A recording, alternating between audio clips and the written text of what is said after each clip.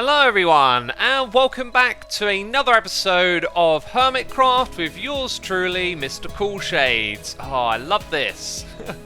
I've been riding around on Ray looking over the bridge here at the area we're going to start transforming in this episode. And yes, I said bridge. I built this in a live stream recently. The arches at the bottom are kind of similar to the last bridge that we built, but on top here we've got a load of deep slate and it looks gorgeous. Ray, come back here. We need to go across the bridge. So it might look a little bit big from the outside, but when you ride across it, you can kind of see that the player is actually pretty high up on the bridge here. And of course it leads into this area where we'll be transforming the landscape and building, and I'm just so excited for this. It's going to be wonderful.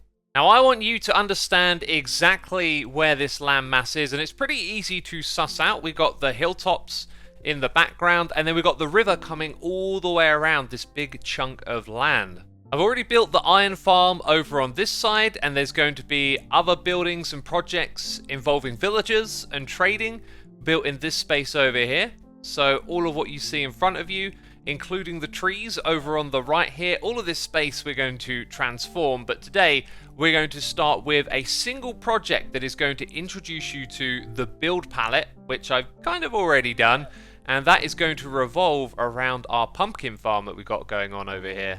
And so I've been a busy bee on the server, roaming around, collecting various materials. We're going to need some cobblestone, different types of wood, and dripstone. Not only that, well, probably not this much copper, but a fair amount. So coming back over here, I realized the design today is kind of like this, but flipped. We're going to put the dripstone on the ground floor and mix it with some soul soil, and we're going to have wood up top. And that is not actually the build palette that I'm really excited to show you. The one where it really pops involves some calcite, but for this build, I wanted it to be a bit more of a low-key one, as I'm not quite ready to build some of the bigger builds. So decided to tone down the palette a little bit, I guess, and it's going to have its roof made out of this type of copper, which we need to weather. And look at this. Like, it's so slow. It's so ridiculously slow at changing. I feel like, you know, it's going to take months before this stuff turns green. So the first part's in, and it's kind of like, what have you done here? Not impressive in the slightest, but one thing you will see is that we will need to transform the landscape, and that's going to happen for a lot of the terrain around here. But now that I've added the stripped dark oak, you can start to see the scale of the build somewhat.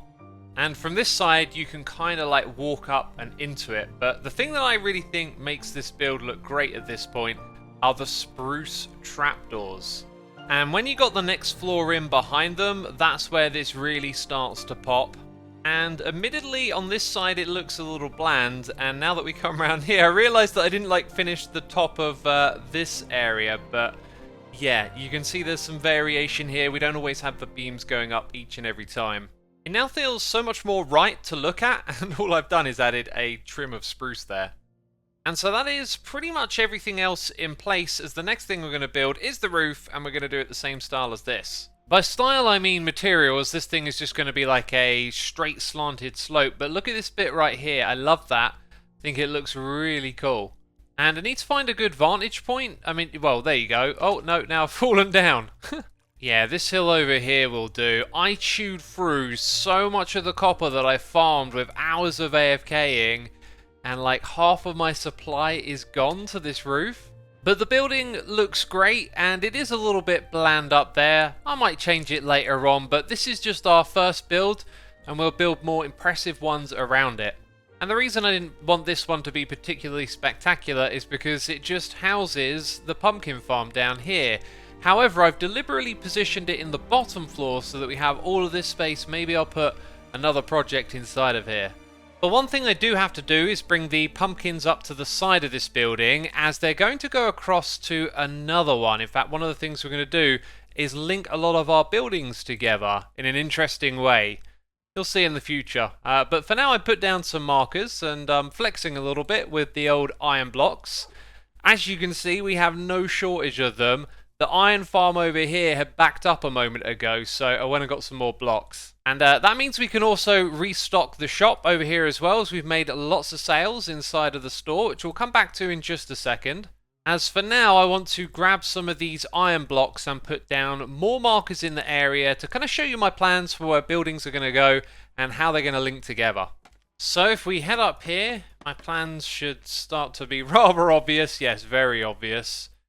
And actually, I haven't kind of like looked at it from up here compared to the space around it. There's still going to be a fair bit. Yeah, we're going to be able to do everything we need to, I think, because I need one more building that's bigger than this, and I think it will probably take up all of this space here.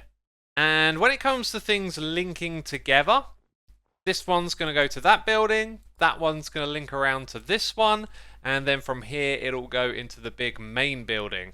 And yeah, some of these are like rather awkwardly placed for now. All of this is temporary anyway. So let's head yonder to the Evil Emporium and check out the profits that have been made. So things are going great over here. Look at this. We sold out of all of these derp coins and then sold some of these and even some of the cheapest ones. And EvilX told me not to restock these. Not yet anyway. Then back here we've sold some premium derp coin. However, I had to do a little bit of a redesign as the lectern puts out a redstone signal, which was actually powering the dropper below and giving away free derp coins every time someone would change the page, which is not good. So there would be additional ones of these in the barrel. And so looking at this chest here lets us know that we've sold 19 buys of this so far. But of course you always get, well, on average you'll get more than one. So I'm not sure how many of these we've actually given away. But the premium derp coins seem to be a hit, at least with the diamond ore in here. All of that stuff's gone. All of the diamond ore from here is gone as well. And over on this side, it's mostly bottles, a little bit of iron, and name tags that have sold with the regular derp coin. But when it comes to restocking, we've got hardly any diamond ore left, so I'm going to have to go mining for some more real soon.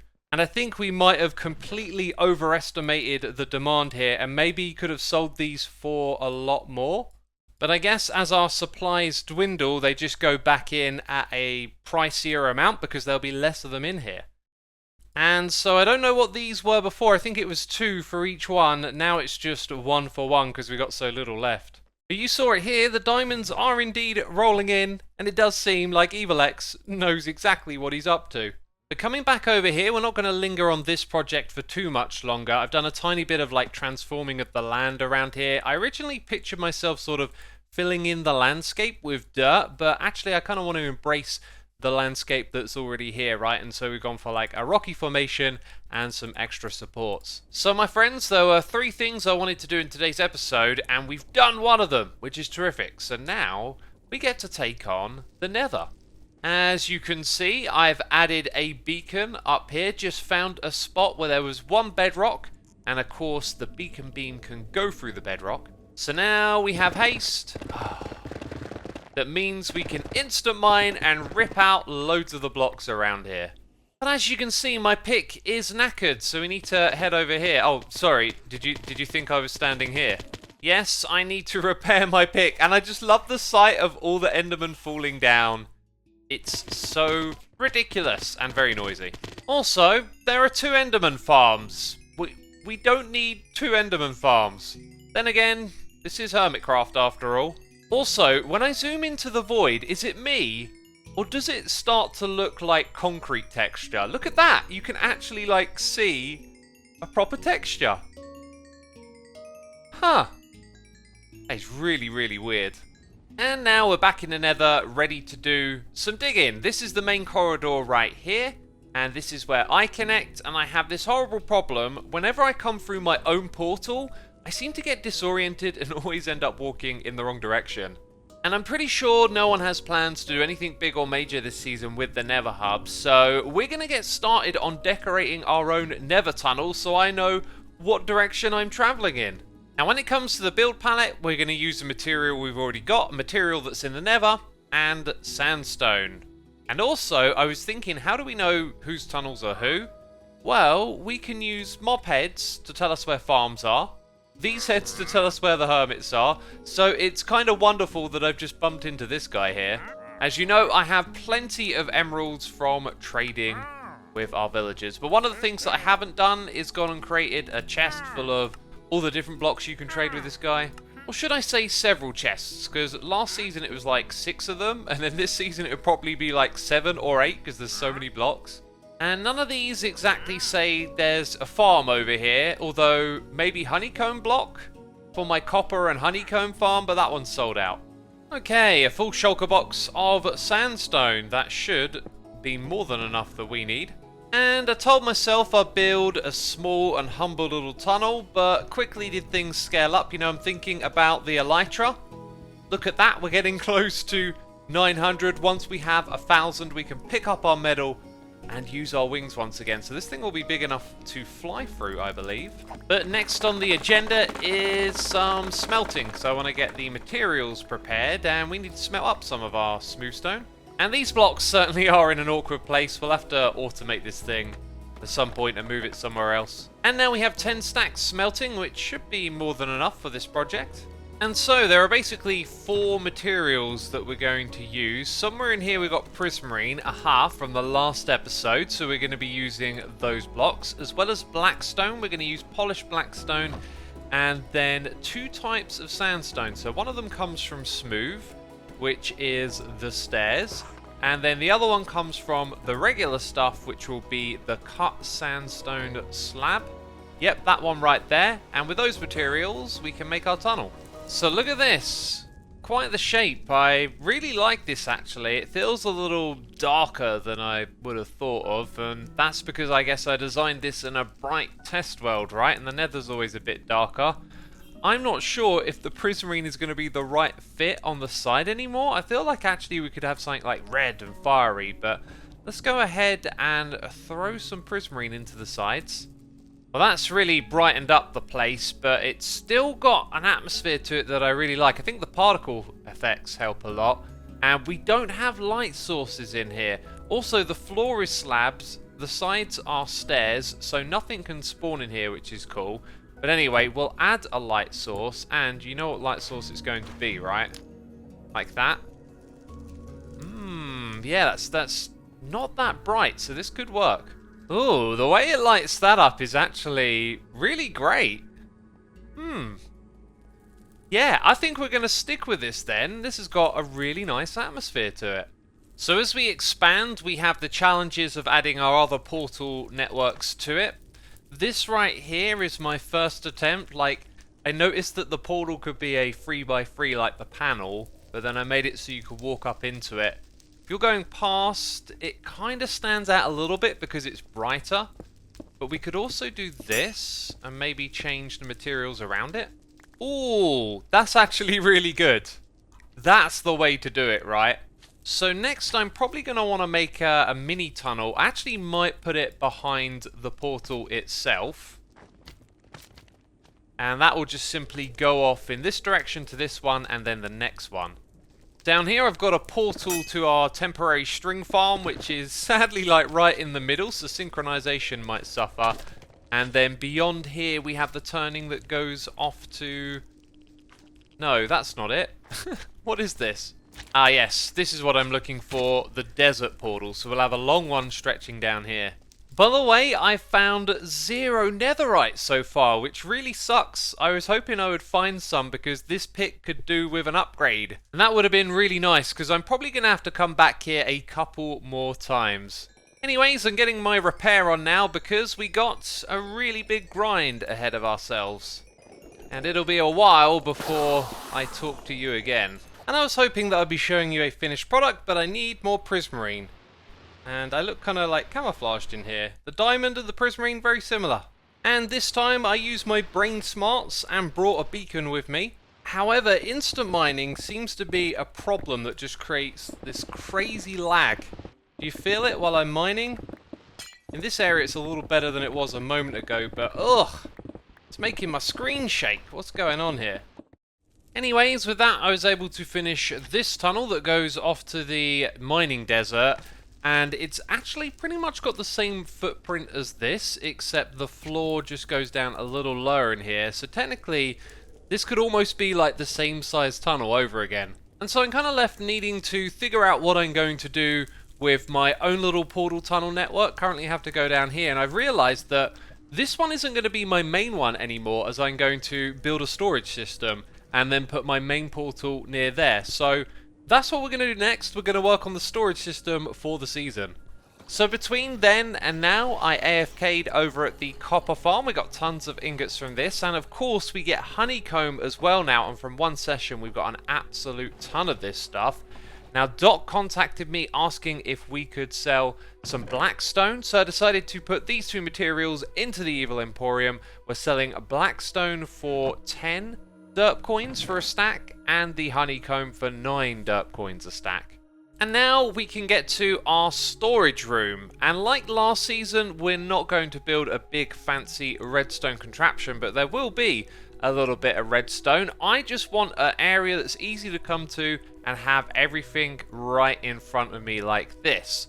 So these stone blocks right here, they represent rows of shulker boxes that we're going to put in here with a tiny bit of redstone.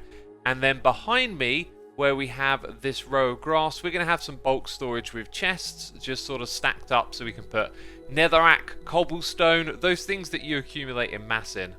So right over here is going to help us with the transporting of all of that to these chests. And then here we have a marvel of redstone. And I wonder just how much redstone goes into this. Well, actually, it's super simple, but let's see what the operation is first of all. So I can go and have all of my shulker boxes over here at various heights in the wall. One thing I do kind of need to figure out is what height is the player going to stand at to pick these things up. So there you go. Anyway, you'll press the button above to activate it and get your shulker box back. But also we can go and replace each of these stone blocks with the material that represents the contents of what's in each of these shulker boxes. So at the moment we kind of put like a whole bunch of random items in, and that's because this is all just from where I've been building and I don't have a lot of shulker boxes. But as the season progresses, what we'll do is probably just put 1 or 2 or 3 types of material inside each shulker box. So then I can come along and just get it like that when I want to use it, and then when I'm done using it I can put it back. This will also be color coded a bit, which will help. But that is it right there. You just press the button above and you get your shulker box popped out. And this, my friends, is the redstone. Like literally, that's it. It's just like 2 blocks behind here. The note block and the piston. So when we power this one, we are actually quasi-powering the piston, and it just needs an update with it, which it gets from the note block that's been powered. So that's it. That's literally it. And it also doesn't accidentally power anything else or have any other quirkiness. It just powers the one directly below it. I must say though, this height thing is going to end up being a little bit awkward. From here we can open all of the shulker boxes and probably put them back again. Like I can sort of right click on the ground. I'm trying to stay on top of this block. Like I can click there, right? And I can click up there nice and easy. So yeah, then we can pop all of these off. But then I got to like wander down to pick those ones up. And I guess it's a case of like, how many do I actually need in total? But let's now hop into the Nether, where I have found some ancient debris, finally, after a tiny bit of digging. And that was done creating this mesmerizing tunnel over here. This is the portal to our storage area, which makes me realize our starter base portal is going to be kind of redundant. We're not going to use that one as much. And this whole tunnel could have actually been built, you know, going through this space closer to here. So this portal takes us to this place, which might just look a little bit familiar if you watched last season, because all of this redstone is like we did in our storage area last time. So pressing the button will shoot us up to the top, and as you can see, there's a bunch of redstone beneath my feet. So this contraption puts this piston in an extended state which it shouldn't actually be in. So when it gets an update from the string, that's when all of this happens, right? And then it resets itself. And then down below, of course, the button that we press sends a signal up here to open it for us to shoot up to the top. And I wish I'd built that after doing some tests over here, because I've now realized that the floor height needs to be elevated by a block. This is the best way to do this area if we're going to have it free tool, because I can still break the shulker box like that and pop it onto the slab, which I can walk over to and interact with. And we can also still place a block in this space when we're standing here and activate the button above. So that's how we get 3 in a row. But because we want it to line up with this, I think everything's going to go down a block. That being said, it actually asks a question of how we want to use this. Do we want to drop into it and jump back out again? That is how we did it last season. It's kind of easier when you drop in because then you're guaranteed to be standing in the right spot to fall all the way down. And when you come up, you just jump off to the side. And if everything were at the same level, you could kind of like half step into the space here. Let's try that. It's not too difficult to just walk in, is it? And then press the button to go back up. And then you can just walk straight off again. Yep, this is the way that we're going to do it.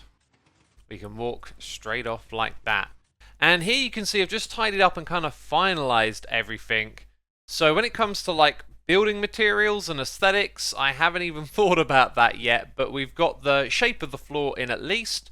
All of this is correctly positioned for the shulker boxes, and we got 4 entrances into this area, which would make it really great if it was central, which was originally my plan, but because I've got some really big builds going in this space, I've tucked it over way at this end. I'm also thinking about maybe in the ceiling having like an elytra fly-in, because we're at 913 now, and soon we will get our wings back and be able to fly into this thing. So yeah, being able to drop into it will be great. And we'll have access to all of the different crafting tables, workbenches, anvils, things like that. There's plenty of space in the floor in this central area to incorporate all of those things. So I think all in all it's going to end up being a great storage room. And if it doesn't seem like much so far, well it isn't, because we spent a lot of the time this episode doing this mega project. And of course we also built this building over here. And I'm really disappointed with the speed of this copper weathering. We check it out over here. I mean, this has been here for longer and it's still barely getting going. Anyways, there is a long way to go this season with all of our projects, so we're going to wrap it up here. If you enjoyed it, be sure to leave a like. As always, thanks for the support, and I'll see you soon with another episode of Hermitcraft.